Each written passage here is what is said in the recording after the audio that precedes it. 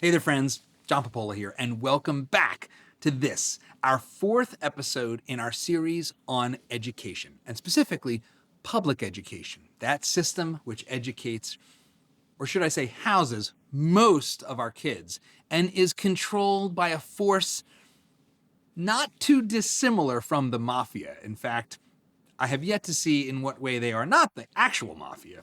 I am speaking, of course, of the public sector teachers' unions, the greatest impediment to reform or change or choice for you as a parent in our country. So, let's dig in.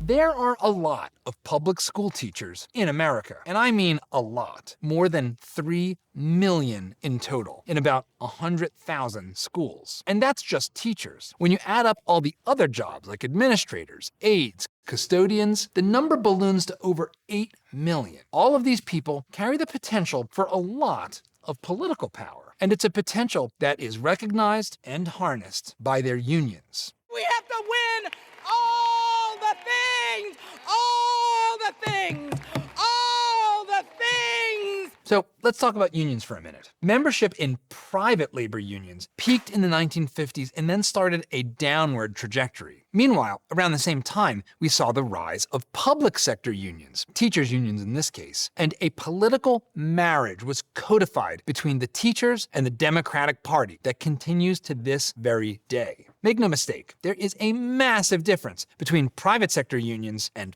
public sector unions. And this distinction is very important because public sector unions play a huge role in the poisoning of the American mind. Let me explain. Most of us know how a private union works. It is basically when a group of workers join together collectively to negotiate for better pay or better working conditions or better benefits. Recognizing strength in numbers, they use it to extract concessions from their employer. So, if you're a boss of, say, the United Auto Workers Union in Detroit, you're negotiating with the management of Ford Motor Company on behalf of the workers. To be clear, a lot of private unions do some shady stuff, and many of the work rules and restrictions unions impose on their members aren't great for their long-run productivity or wage growth either. But private sector unions are, at least, mostly voluntary relationships that can be part of a free market economy. Public sector unions are a whole different kind of mob arrangement. To explain the problem, I'll quote from one of history's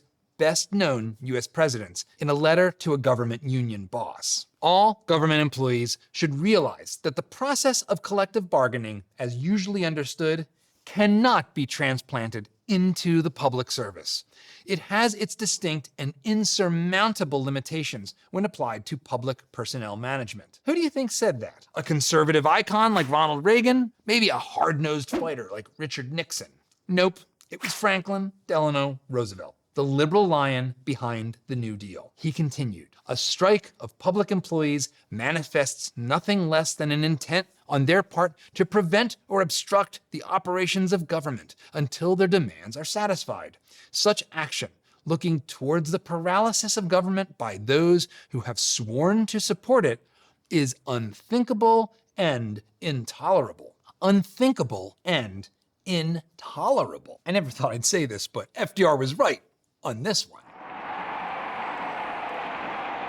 Roosevelt saw that public sector unions were a corrupt force precisely because, unlike private sector unions, they can engage both sides of the negotiating table. The racket works something like this. Let's say you're a boss with the Detroit chapter of the American Federation of Teachers, currently led nationally by Rowdy Randy Weingarten. Randy, of course, is also a renowned coronavirus researcher. You need to have clear, scientific-based guidance that people can understand. And a grizzled Eastern European war correspondent. I took these 4 days to be in Ukraine because the Ukrainian unions have been asking me to come. And she's definitely not at all a strident partisan political hack who violates the trust and personal worldviews of many of the teachers she claims to represent. I want to give some props to Nancy Pelosi and Rosa DeLauro and all of them because they have been listening to all of us. Anyway, you, dear AFT Detroit chapter boss, extracts dues from almost every single teacher. Then you turn around and pump tens of millions of dollars into the election of your preferred school board members and politicians, who now sit across the negotiating table from you. See how this goes? You have now functionally bought your negotiation adversary, which means it's not an adversarial relationship at all. Well, isn't that great? Obviously, the politicians from the government allegedly negotiating have absolutely zero incentive not to give the unions everything they want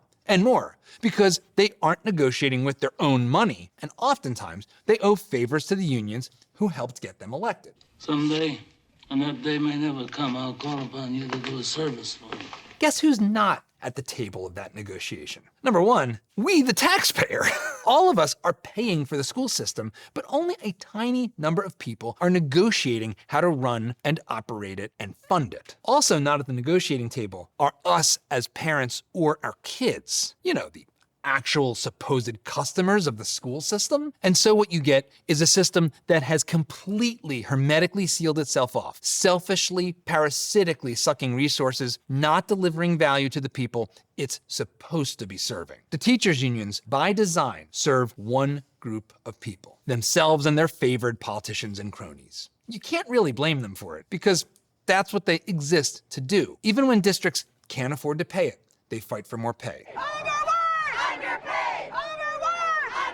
Even when budgets are unsustainable, they fight for more benefits. And even when teachers are clearly bad at their jobs, they fight to make it impossible to fire them. You can literally beat students and find yourself not fired, but sequestered in a so-called rubber room with full pay, not teaching. We know for a fact that there are teachers who've been sitting in the room for years, collecting a check, not teaching anyone. It's these so-called protections that not only lock our system in place, but also make it a terrible place to work if you're one of the millions of well-intended teachers who really want to help students excel. Great people don't want to work in an environment surrounded by union-protected bozos making more money than them simply because they haven't quit yet and have seniority. That all sucks for everyone. So much of what's bad about public education today comes right back to these unions. They are the ones, after all, who do everything they possibly can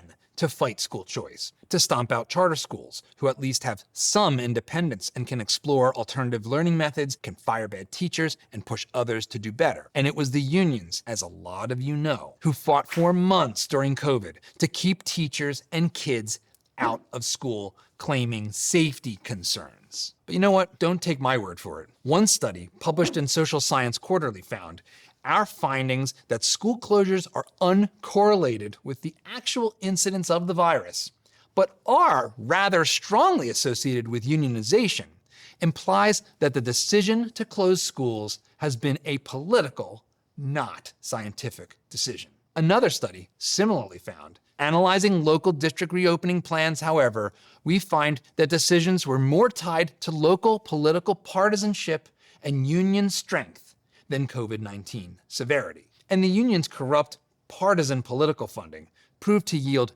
big dividends for them, as a Cambridge University press study notes. We find that mass partisanship and vested interests best explain the degree to which schools reopened. Republican districts were far more likely to reopen in person, and Democrat districts far less likely, while districts with stronger unions relied more on remote learning. Never mind the fact that our kids were having their lives destroyed and turned upside down, isolated from their friends, supposedly learning like prison inmates over Zoom. Never mind that we quickly learned how school-age kids were not particularly at risk from COVID, or that keeping schools open had no meaningful impact on the community spread of this airborne illness because, of course, people were getting it from everywhere. If you went to the grocery store, you were more likely to be exposed. So that's what many unions fought for and won, while our families and kids lost. But the whole system distorts and further corrupts our politics. While the political views of teachers generally mirror their community, if with a little lean to the left of the average voter in their area, the teachers' unions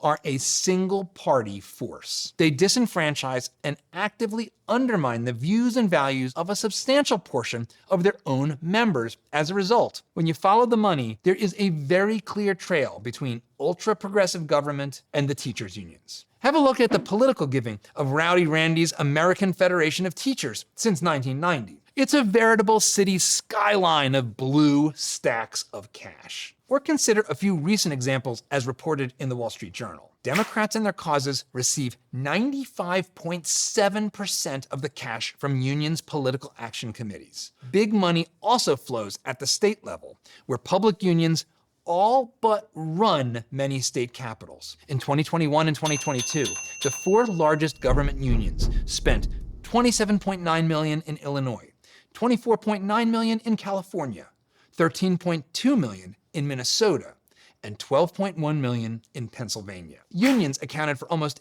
83% of current Chicago Mayor Brandon Johnson's campaign funds, and teachers' unions were the lion's share. You'll hear a lot of flowery talk about protecting our democracy from these union leaders. We the people, united, mobilized, and voted down this existential threat to democracy and freedom. But what they're really protecting is democratocracy, single-party rule to match their monopoly of force. How very progressive of them. It is, quite simply, progressives electing progressives, representing progressives, and teaching what progressives want taught. And yet, despite being a four-term progressive president himself, FDR was right on this one. Public sector unions should not exist. They are structurally, inherently, inescapably corrupt. There is no constitutional civil right for government employees to be given the power to use taxpayer dollars to rig our election system in order to shower more benefits and less work on themselves at our expense. They are the single biggest obstacle to the kind of fundamental reform our education system desperately needs. We have to win all the things! All the things! All the things!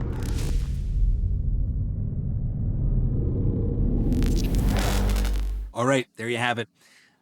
This is the foundations for understanding the system. We have its history. We have the people and forces trying to hold it in place and keep it from changing. And what are the outcomes? Well, we are going to be diving deep into that next week. You won't want to miss it. What is happening in our schools? How have they gone off the rails? And of course, what can we do about it? But what you can do about it right now to make sure you don't miss it is hit that like button, subscribe to the channel, and head over to dadssavesamerica.com, where we've got all kinds of resources and links and articles that can help you dive deeper into the subject of education, real education for our kids. I look forward to seeing you next week. Have a great weekend.